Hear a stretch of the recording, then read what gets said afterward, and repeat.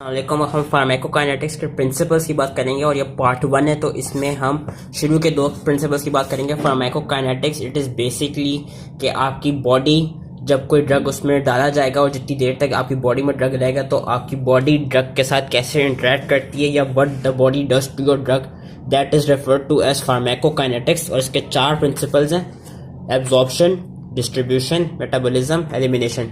आज हम अभी जो कर रहे हैं वो हम करेंगे एब्जॉर्प्शन और डिस्ट्रीब्यूशन। अब होता है कि एब्जॉर्प्शन क्या है कि absorption is basically defined as transfer of drug from site of administration to the blood stream. हमने ये जो सारे रूट्स पढ़े थे, ये सारे एडमिनिस्ट्रेशन के रूट्स पढ़े थे पिछले वीडियो में। अब यहाँ से कैसे उसमें क्या कहते हैं एब्जॉर्ब कैसे होती है वो ब्लड स्ट्रीम में, तो हम उसकी बात करेंगे एब्जॉर्प्शन ऑफ ड्रग्स की। मैंने कहा था कि सब लिंगुअली और इंट्रा और जो पेरेंटल रूट्स थे जिसमें इंट्रावीनस था, जिसमें इंट्रावीनस रूट था, उसकी क्या कहते हैं उसमें वो सबसे इजीली एब्जॉर्ब हो जाती है, डायरेक्टली एब्जॉर्ब हो जाती है। वो फर्स्ट पास मेटाबॉलिज्म को बाईपास कर लेती है क्योंकि, तो अब वो कैसे करती है वो हम इसमें पढ़ेंगे। तो एब्जॉर्प्शन ऑफ ड्रग्स क्या होती है? Transfer of drug from site of administration to the blood stream. अभी ब्लड स्ट्रीम में जा रहा है। अब एब्जॉर्प्शन ऑफ ड्रग्स के क्या मैकेनिज्म्स क्या है, कैसे एब्जॉर्प्शन होती है? एक तो through passive diffusion. We know passive diffusion में क्या होता है कि जो लाइपोफिलिक सब्सटेंसेस होंगे वो इजीली एब्जॉर्ब कर जाएंगे, वेरस जो वाटर हाइड्रोफिलिक होंगे वो अपनी वाटर जो इनके चैनल्स होंगे उनके थ्रू एब्जॉर्ब करेंगे। और पैसिव डिफ्यूजन क्या होता है? From high area of concentration to low area of concentration. कुछ और मैक्सिमम ड्रग्स जो होते हैं वो इसी रूट के थ्रू एब्जॉर्ब होते हैं पैसिव डिफ्यूजन से। कुछ होते हैं through facilitated diffusion. Facilitated diffusion we know it's the type of diffusion from area of high concentration to low concentration with the help of channel और कैरियर प्रोटीन्स, और इसमें ATP की रिक्वायरमेंट नहीं होती। एक्टिव ट्रांसपोर्ट क्या होती है? Active transport भी नो जब हम लो एरिया ऑफ कॉन्सेंट्रेशन से हाई एरिया ऑफ कॉन्सेंट्रेशन में जाते हैं और इसमें एटीपी की रिक्वायरमेंट होती है।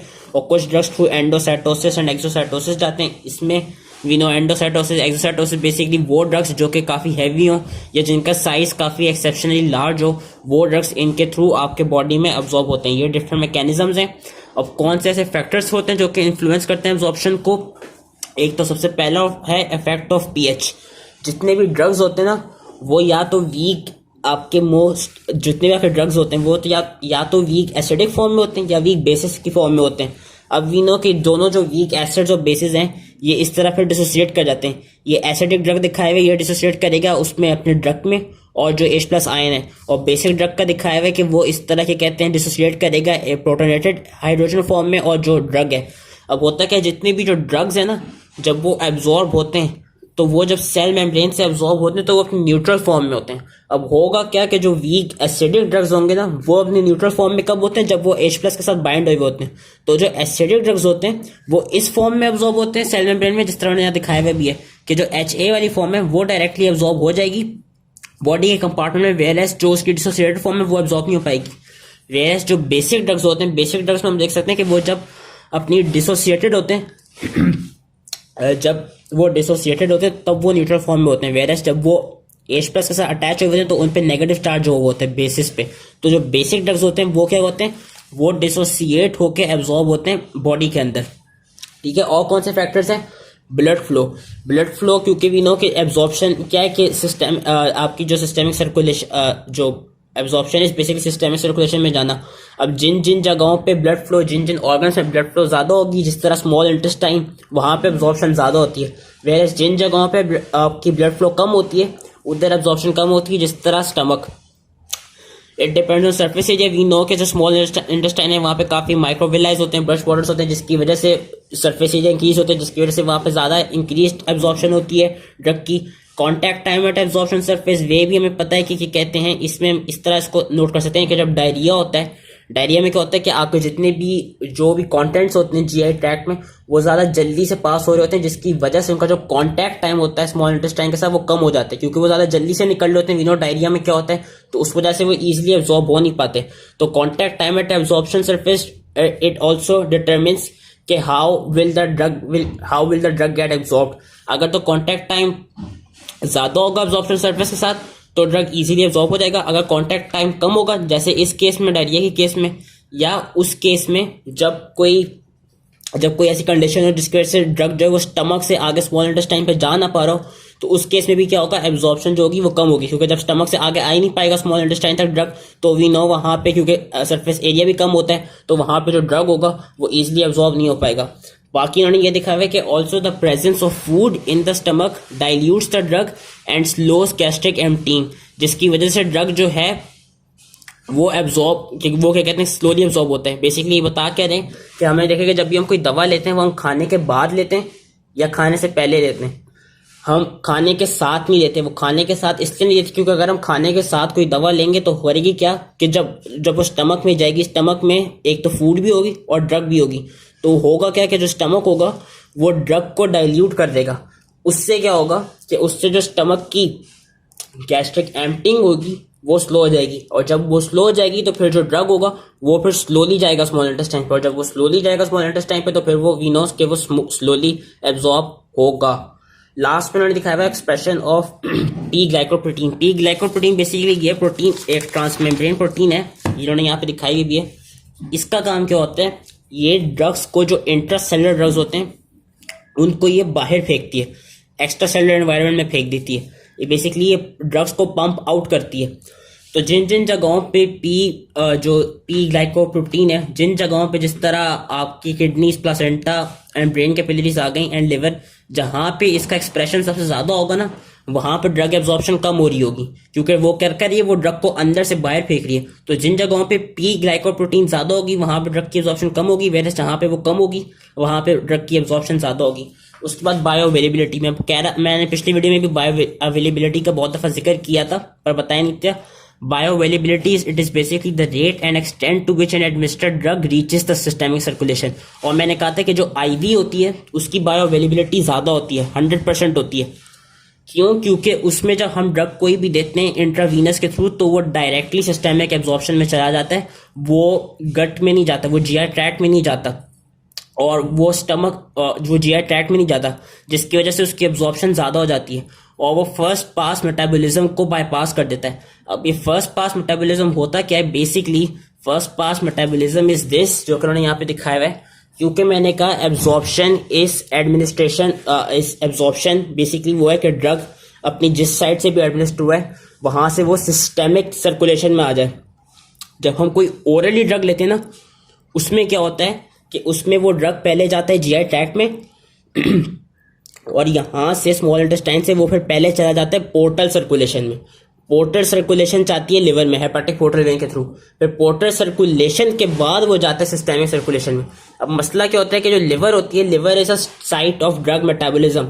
अगर हम कोई ड्रग ओरली देंगे ना तो उसकी बायो अवेलेबिलिटी कम क्यों हो जाएगी? वो इसलिए हो जाएगी क्योंकि जब वो ओरली जाएगा तो वो सबसे पहले पोर्टल सर्कुलेशन में चला जाएगा। जब वो पोर्टल सर्कुलेशन में जाएगा तो वो जाएगा लिवर में, वहां पे वो मेटाबोलाइज हो जाएगा या कुछ पार्ट उसका मेटाबोलाइज हो जाएगा। और जब कुछ पार्ट उसका मेटाबोलाइज हो जाएगा ना तो इसका ये मतलब है कि वो जिस कॉन्सेंट्रेशन में हमने ड्रग दिया है उतनी कॉन्सेंट्रेशन में ड्रग आपकी बॉडी के अंदर नहीं जा रहा। जिस तरह मैं एग्जांपल दे देता हूं कि ये बस एक एग्जांपल है। लेट्स सपोज कि आपका लिवर, आपने किसी भी बंदे को 100 मिली, ये बस एक एग्जांपल दे रहा हूँ समझाने के लिए कि एक बंदे को 100 मिलीग्राम चाहिए पैनाडोल, 100 मिलीग्राम की पैनाडोल की डोज चाहिए, लेकिन वो होगा क्या जब वो ओरली लेगा तो ओरली जाके होगा क्या, वो चली जाएगी पोर्टल सर्कुलेशन में, सबसे पहले वो जाएगी लिवर में। अब लिवर में क्या होगा, लिवर उस पैनाडोल को लेट सपोज 50 मिलीग्राम उस पैनाडोल को वो कर लेता है, मेटाबोलाइज कर देता है, जिसकी वजह से क्या होगा कि हमने इवन तो हम दे तो 100 मिलीग्राम रहे पैनाडोल, लेकिन जो बॉडी में जो सिस्टेमिक सर्कुलेशन में जो पैनाडोल आ रही है ना वो उससे 50 मिलीग्राम आ रही है। इसलिए हमें करना क्या होगा, अगर हमने ओरली देनी है पैनाडोल तो हमने ओरली 150 मिलीग्राम देनी होगी ताकि 50 मिलीग्राम लिवर से वो हो जाए, मेटाबोलाइज हो जाए, और फिर आपकी बॉडी में जितनी रिक्वायरमेंट है 100 मिलीग्राम की वो जाए। या आप क्या कर सकते हैं, जो कि ईजी रूट है, कि आप डायरेक्टली 100 मिलीग्राम पैनाडोल इंट्रावीनसली दे दें। इंट्रावीनसली क्या होता है, वो डायरेक्टली सिस्टेमिक सर्कुलेशन में चली जाती है, लिवर में नहीं जाती, तो वो जो फर्स्ट पास मेटाबॉलिज्म होता है उसको बाईपास कर देती है। यही इन्होंने यहाँ पे दिखाई हुई है कि first pass metabolism it is basically when a drug is absorbed from GI tract it enters portal circulation before entering systemic circulation, जो मैंने अभी बताया, and if the drug is rapidly metabolized in liver और gut wall then the amount of unchanged drug entering the systemic circulation is decreased। वही जो चीज अभी मैं बता चुका हूँ, अनचेंज ड्रग यानी वो कि जो हमने ओरिजिनल फॉर्म में दिया था उसी फॉर्म में नहीं पहुंचेगा, कुछ ड्रग मेटाबोलाइज हो जाएगा लिवर में तो उसकी वो बायोअवेलेबिलिटी कम हो जाएगी। जिस तरह ने यहाँ पे दिखाई हुई भी है कि ओरली जो होती है वो यूजली कम होती है, और यहाँ पे ग्राफ में भी दिखाई हुई कि हम इसको डिटरमिन कैसे कर सकते हैं बायो अवेलेबिलिटी को ग्राफ के थ्रू, क्योंकि हमें पता है कि आईवी के थ्रू 100% होगी। तो कोई भी और रूट हो, जिस तरह यहाँ पे ओरल दिखाया हुआ है, तो area under the curve oral divided by area under the curve IV multiply by 100, ये एक रेशियो निकलेगी और इससे हमें मिल जाएगी कि उस ड्रग की डिफरेंट मोड्स ऑफ एडमिनिस्ट्रेशन से क्या बायो अवेलेबिलिटी है। बस इसमें हमने ये याद रखना है कि जो आईवी फॉर्म है, आईवी से फुल 100% ड्रग आपका बॉडी के अंदर पहुंचता है। आईवी की सबसे ज़्यादा बायो अवेलेबिलिटी होती है। एंड उसके बाद सबलिंगुअल जो है, सबलिंगुअल की भी बायो अवेलेबिलिटी ज़्यादा होती है, क्योंकि वो अगेन वो फर्स्ट पास मेटाबॉलिज्म को बाईपास कर रहे हैं। क्यों कर रहे हैं? क्योंकि वो हमने टंग के नीचे उसको रखा हुआ है, वहीं से वो अब्जॉर्ब हो रहा है सिस्टेमिक सर्कुलेशन में, और बक्कल में भी यही हो रहा है कि वो डायरेक्टली अब्जॉर्ब हो रहा है सिस्टेमिक सर्कुलेशन में। That was first for metabolism. बाकी और कौन से फैक्टर्स बायो अवेलेबिलिटी को डिटरमिन करते हैं? एक तो solubility of drug. We know कि अगर कोई हाइड्रोफिलिक ड्रग देंगे तो वो लेस पुअरली अब्जॉर्ब होगा, क्योंकि वी नो कि वो जो सेल मेम्ब्रेन है उसको इजीली पास नहीं कर पाएगा। वेरएस अगर हम कोई ऐसा ड्रग देंगे जो कि हाईली लाइपोफिलिक हो, तब भी वो सही से एब्जॉर्ब नहीं हो पाएगा। क्यों? क्योंकि extremely lipophilic are also poorly absorb because they are insoluble in aqueous body fluids. इसलिए हम जब ड्रग को जो हम ड्रग यूज करते हैं, इसलिए हम ड्रग को या तो वीक एसिडिक फॉर्म में बनाते हैं या वीक बेसिक फॉर्म में बनाते हैं, ताकि वो इजीली सेल मेम्ब्रेन को पास कर सकें। अगर ज़्यादा हाइड्रोफिलिक होंगे तो भी नहीं कर पाएंगे, क्योंकि वो लिपिड रिच सेल मेम्ब्रेन को पास कर ही नहीं पाएंगे। और अगर वो एक्सट्रीमली लाइपोफिलिक होंगे तो वो जो इनसॉल्युबल एक्वस जो बॉडी के फ्लूइड्स होंगे उनके थ्रू ट्रेवल नहीं कर पा सकते। इसके अलावा केमिकल इंस्टेबिलिटी भी आ जाती है। उसमें यही होगा कि कुछ जो ड्रग्स होते हैं वो आपके गैस्ट्रिक कॉन्टेंट्स में जाके अनस्टेबल हो जाते हैं या जीआई ट्रैक्ट में डिस्ट्रॉय हो जाते हैं, and nature of drug formulation आ जाती है। This was whole the absorption of drugs. Now we will do drug distribution. I hope you guys are not getting hurt from noise pollution from behind. तो अब drug distribution क्या होती है? Absorption तो हमने पढ़ ली कि सिस्टेमिक सर्कुलेशन आ गया। ड्रग डिस्ट्रीब्यूशन ये होती है कि it is a process by which drug reversibly leaves the blood stream and enters the extra cellular fluid and tissues. Basically ये वो है कि अब ड्रग ने सिस्टेमिक सर्कुलेशन से या तो किसी भी कंपार्टमेंट में जा रहा है, या एक्स्ट्रा सेलुलर फ्लूइड में, या इंट्रा सेलुलर फ्लूइड में, या जो प्लाज्मा का कंपार्टमेंट होता है वहां पे। अब उनको भी कौन से फैक्टर डिटरमिन करते हैं? एक तो ब्लड फ्लो, जहाँ पे ब्लड फ्लो ज्यादा होगी वहां पे ड्रग की डिस्ट्रीब्यूशन ज्यादा होगी, जहाँ पे ब्लड फ्लो कम होगी वहां पे डिस्ट्रीब्यूशन कम होगी। एक आपकी आती है कैपिलरी परमेबिलिटी। वो ड्रग्स, वो जगहें जहाँ पे जो कैपिलरी का स्ट्रक्चर हो वो ऐसा हो कि उसमें ज़्यादा पेनिस्ट्रेशन हो, ज़्यादा स्लिट जंक्शंस हो, उन जगहों से ड्रग्स इजीली डिस्ट्रीब्यूट हो सकते हैं डिफरेंट एक्स्ट्रा सेलुलर फ्लूइड्स में, डिफरेंट एनवायरमेंट्स में। जिस तरह लिवर और स्प्लीन में क्या होता है, लिवर और स्प्लीन की जो कैपिलरीज होती हैं उनमें काफ़ी ज़्यादा पेनिस्ट्रेशन होती हैं, तो they allow the drug to move between the blood and interstitium. Whereas CNS में, सेंट्रल नर्वस सिस्टम में क्या होता है कि जो आपकी वो होती है कैपिलरीज होती हैं उनमें काफ़ी टाइट जंक्शंस होते हैं, उनमें काफ़ी कम स्लिट जंक्शंस होते हैं, जिसकी वजह से होता है कि वहाँ पे ड्रग जो है वो इजीली डिस्ट्रीब्यूट नहीं हो सकता, क्योंकि उसको क्या कहते हैं काफ़ी टाइट जंक्शंस को पास करना होगा, जो कि वो सही से नहीं कर पाएगा। कि at tight junctions 227 molar so that cells are physically joint from continuously wall that prevent many substances from entering the brain. यही है कि इसकी डिस्ट्रीब्यूशन उस पर डिपेंड करती है कि कैपिलरी का स्ट्रक्चर कैसा है, कैपिलरी की परमेबिलिटी कैसी हो, कैपिलरी की मेम्ब्रेन कैसी, बेसमेंट मेम्ब्रेन कैसी, कि उसमें कितने वो स्लिट जंक्शंस हैं। डिस्ट्रीब्यूशन इस पर भी डिपेंड करती है कि वो ड्रग जो है वो किसी प्लाज्मा प्रोटीन के साथ बाइंडेड है या नहीं। वीनो के जितने भी ड्रग्स होते हैं वो एल्बुमिन के साथ बाइंड होकर आपके बॉडी में डिस्ट्रीब्यूट होते हैं। लाइपोफिलिसिटी पर डिपेंड करती है। वही बात हो गई कि chemical nature of drug strongly influences its ability to cross cell membrane. अगर लाइपोफिलिक ड्रग होगा तो ईजिली सेल मेम्ब्रेन को क्रॉस करके डिफरेंट कंपार्टमेंट में चला जाएगा, अगर नहीं होगा तो नहीं जा पाएगा। बाकी इन्होंने यहाँ पे इस पैराग्राफ में यही दिखाया हुआ है कि अगर तो ड्रग, जो भी हमने ड्रग दिया है वो एब्जॉर्ब हो गया, अगर तो उस ड्रग का मोलिकुलर वेट हाई हुआ और वो ड्रग काफ़ी लार्ज हुआ कि वो स्लिट जंक्शंस को, कैपिलरीज के स्लिट जंक्शन को पास नहीं कर सके, तो वो कहाँ तक जा पाएगा? वो सिर्फ प्लाज्मा कंपार्टमेंट तक जा पाएगा। अगर हमने कोई ऐसा ड्रग दिया जिसका मोलिकुलर वेट लो हो लेकिन वो हाइड्रोफिलिक हो, तो होगा क्या कि वो प्लाज्मा कंपार्टमेंट से आगे जाके वो एक्स्ट्रा सेलुलर फ्लूइड तक जा पाएगा, लेकिन इंट्रा सेलुलर फ्लूइड तक नहीं जा पाएगा, क्योंकि वो हाइड्रोफिलिक होगा। इंट्रा सेलुलर फ्लूइड में जाने के लिए उसको होना चाहिए लाइपोफिलिक। और आगे उन्होंने यही दिखाया हुआ कि अगर कोई ड्रग लो मोलिकुलर वेट का हो और लाइपोफिलिक हो, देन वो इजीली इंटरस्टिशियम को पास करके, स्लिट जंक्शंस को पास करके इंट्रा सेलुलर फ्लूइड के अंदर एंटर हो जाएगा।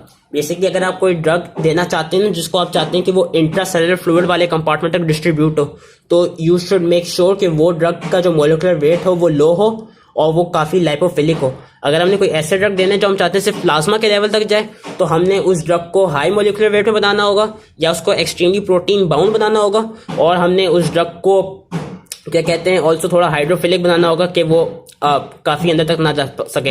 और अगर हमने कोई ऐसा ड्रग देना है जिसको हम चाहते हैं कि एक्स्ट्रा सेलुलर फ्लूइड तक जाए, तो अगेन उसके लिए हमें चाहिए कि वो लो मोलिकुलर वेट हो और हाइड्रोफिलिक हो। जब लो मोलिकुलर वेट होगा तो ईजिली प्लाज्मा से चला जाएगा कहाँ पे, एक्स्ट्रा सेलुलर फ्लूइड में। क्यों? क्योंकि वो जो कैपिलरी के जंक्शंस होंगे, स्लिट जंक्शंस होंगे, उनको ईजिली पास कर लेगा। तो that was absorption and distribution. हम जो इसकी मेटाबॉलिज्म एंड एलिमिनेशन होती है, जो बाकी दो रह गए फार्माकोकाइनेटिक्स के प्रोसेस, वो हम इंशाल्लाह नेक्स्ट वीडियोस में करेंगे। आई होप ये इजीली समझ में आ गया, एंड थैंक यू।